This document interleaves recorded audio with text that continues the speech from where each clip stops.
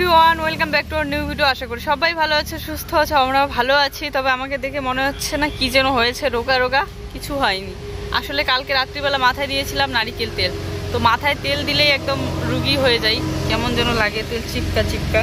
তো কালকে দিয়েছি, আজকে তো শ্যাম্পু করতেই হবে, না হলে আবার আমার মাথা ব্যথা হবে। তো সকালবেলার কাজকর্ম কিছু শেয়ার করিনি, সব কিছু কাজকর্ম সেরে এদিকে চলে আসলাম ভিডিও আপলোড দিতে। এডিট করলাম বসে বসে।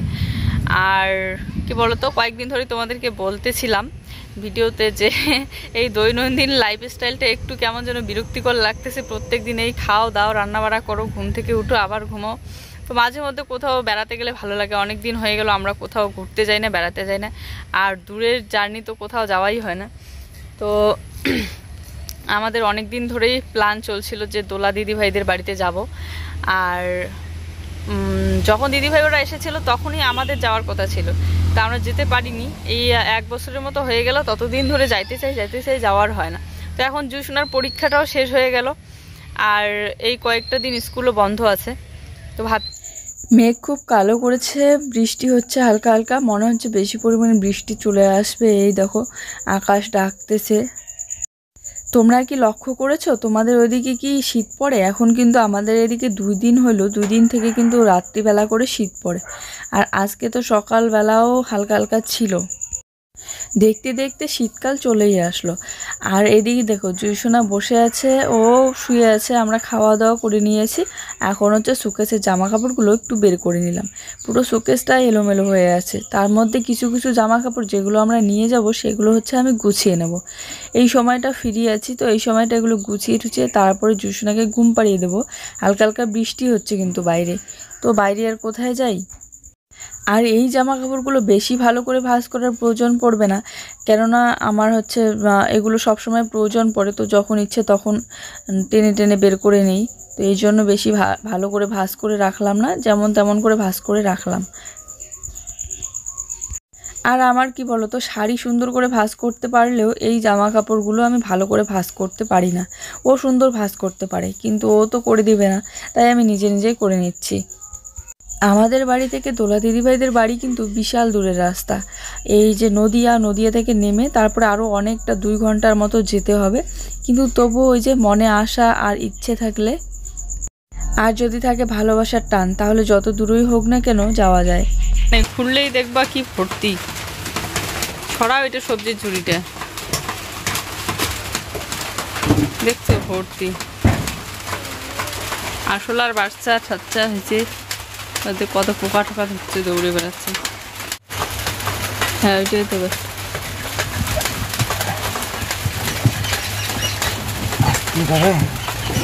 ডুবাইতে হবে, অসুবিধা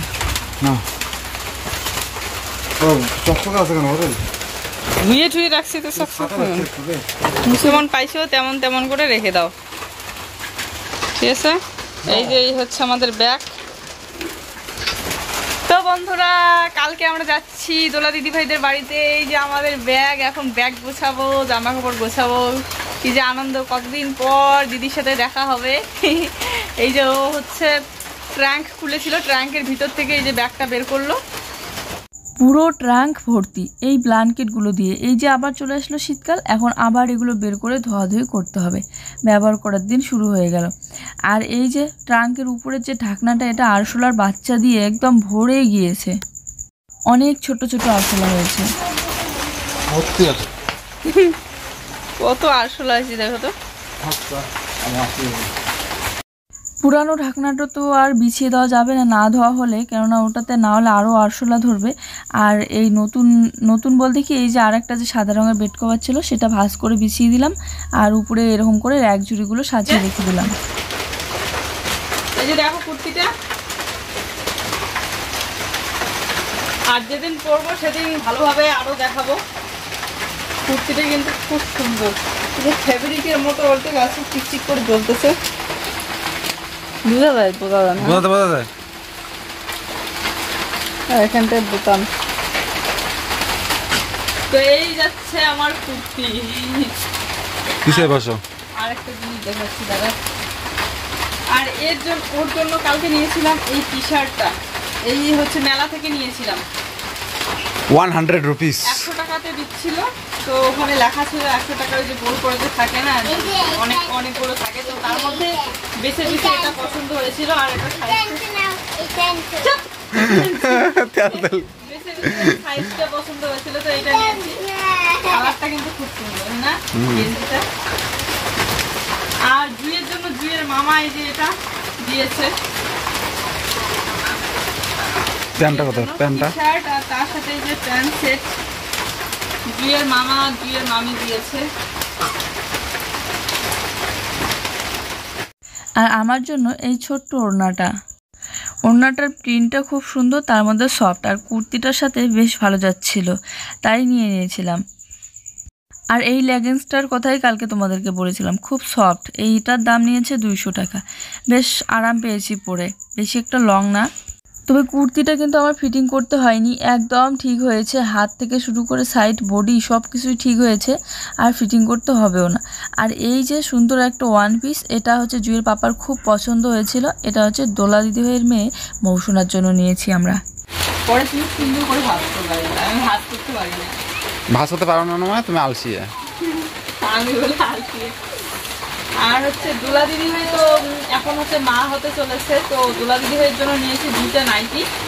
আসলে নিতে চেয়েছিলাম কুর্তি, কিন্তু ভাবলাম এখন তো মা হতে চলেছে, আর এখন তো পরতেও পারবে না, তার মধ্যে সাইজ কেমন হয় কি না হয়, তো এই জন্য আইডিয়া পাচ্ছিলাম না, তাই নিয়েছি এই যে 2টা নাইটি।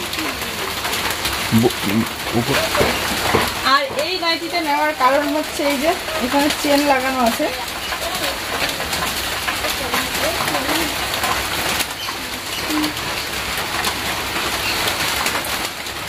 দেখাচ্ছি তোমাদেরকে। এটা হচ্ছে একদম সিম্পল কালারটা, তবে এই যে কলার ডিজাইনটা ভালো লেগেছে। একটা পকেটও আছে। নাইটিগুলো খুব লম্বা, আর আমাদের দোলা দিদিভাই তো খুব লম্বা, একদম আরামসে হয়ে যাবে।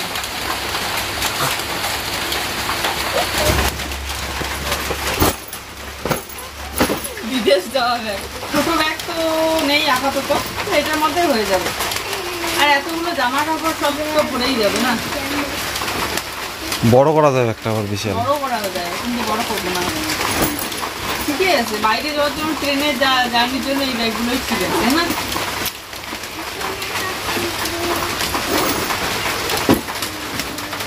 এই যে এইগুলো বড় করলে এগুলো হবে না। বাচ্চাকে সাথে নিয়ে যাওয়া মানে বাচ্চার জন্য বেশ অনেক কিছু জামা কাপড় নিতে লাগে, কেননা কখন কোন সময় কোনটা নষ্ট করে ফেলে। বাচ্চা মানুষ বুঝতেই পারো, খুব তাড়াতাড়ি ড্রেস নোংরা করে, তারপরে ঘামে। তো জুইসোনার ড্রেসগুলো নিয়ে নিলাম, আর আমার হচ্ছে 2-1টা নাইটি, আর পরার জন্য 2-1টা ড্রেস, আর জুয়ের পাপার। তো সব মিলিয়ে এই যে ব্যাগের মধ্যে গুছিয়ে নিচ্ছি এখন। নতুন কোথাও যাওয়ার জন্য উৎসাহ তো লাগে ঠিকই, কিন্তু এত দূরের রাস্তা কেমন যেন একটা ভয়ও লাগে। এত দূরের রাস্তা যাওয়ার অভ্যাস একটা নেই, কি বলতো, সেই অনেক 2-3 বছর আগেই সেই দিল্লি থেকে এসেছিলাম, আর দিল্লি গিয়েছিলাম, মোটামুটি অনেক বছর হয়ে গেল। তো অভ্যাস না থাকলে আর কি যা হয় হঠাৎ করে বাইরে বের হলে। আর তার মধ্যে এই যে সব সময় আমরা হচ্ছে অটো, তারপরে টোটো, এগুলোতেই বেশিরভাগ যাওয়া আসা করি, ট্রেনের জার্নি তো অভ্যাস নেই। যাই হোক, তো দেখো এদিকে ও সুন্দর করে ভাঁজ করে দিয়েছে, আর আমি এগুলো সব ব্যাগের ভিতরে রেখে দিচ্ছি। ভাবছিলাম এই ড্রেসটা পরে যাব, কিন্তু ও বললো যে ট্রেনের মধ্যে পুরনো ড্রেসেই পরতে হয়, কারণ রাত্রিবেলাটা ওখানেই কাটিয়ে দিতে হবে আমাদের, কেননা এত রাত্রিবেলা তো বাস বা কোনো কিছুই পাওয়া যাবে না, তাই বাকি রাতটুকু আমাদের স্টেশনেই কাটিয়ে দিতে হবে। যাই হোক, এদিকে একটু রেডি হয়ে পড়েছি, এখন যাব একটু বাজারে, একটু আইব্রোটা করে নেব, আর টুকটাক কিছু জিনিস কেনার আছে। জিনিস বলতে এই যে দেখো উপর কানেরগুলো নষ্ট হয়ে গিয়েছে, আর কানটা ব্যথা হয়ে গিয়েছে, তো একজোড়া ছোট্ট ছোট্ট পাথরের উপর কানের কিনে নেব।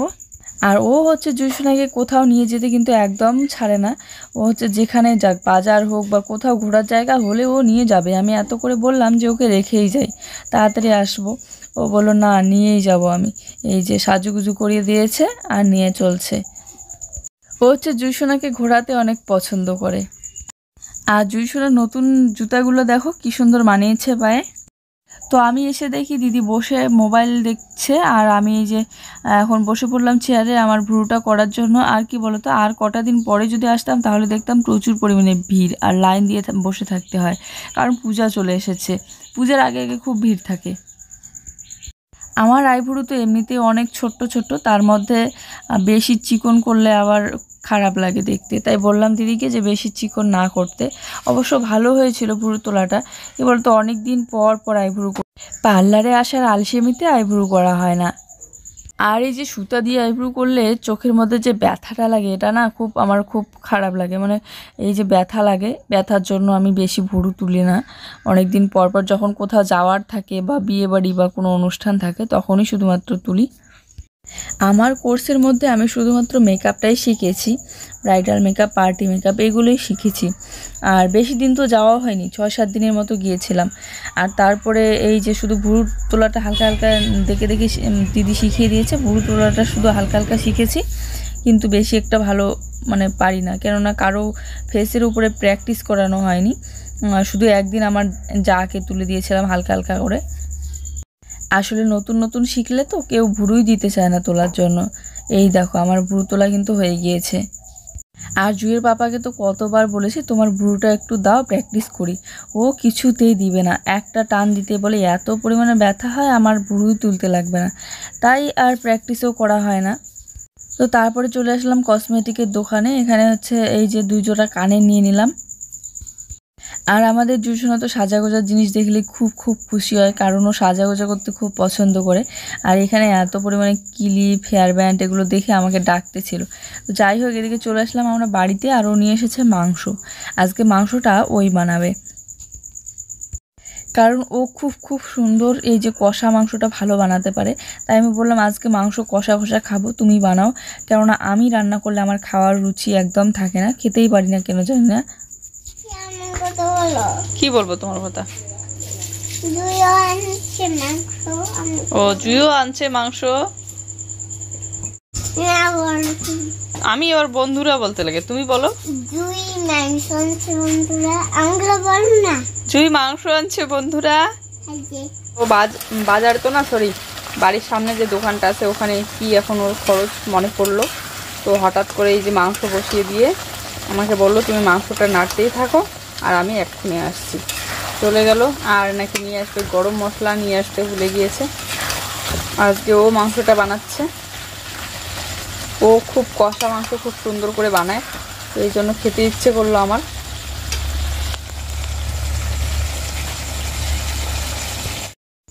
এই দেখো একদম ভাজা ভাজা করেছে মশলাটার, যে এই ভাজা ভাজাটা আমার খুব ভালো লাগে। এখন আমরা খাওয়া দাওয়া করব। দুপুরবেলাকার ভাত আছে, তারপরে ডাল আছে, তো মাংসটা এর জন্য ভাজা ভাজা।